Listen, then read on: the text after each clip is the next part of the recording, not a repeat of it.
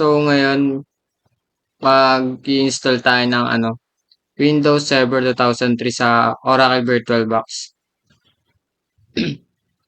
Mag-new lang tayo dito, then type Windows Server 2002.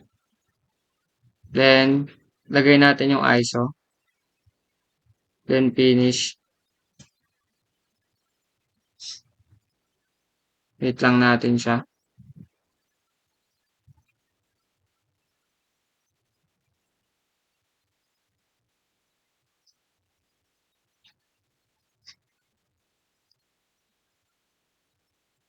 Then, wait natin yung setup niya.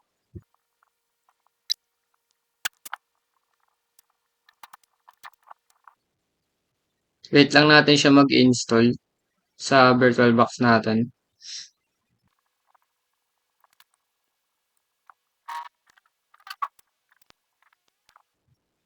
Then, okay. Then, lagay natin yung product key niya.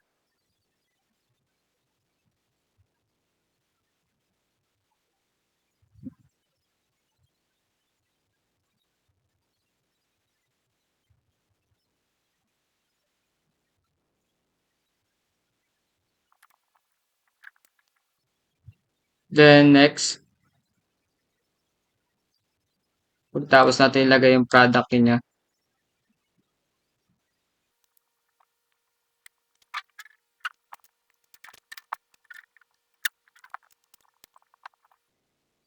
Then, ayan.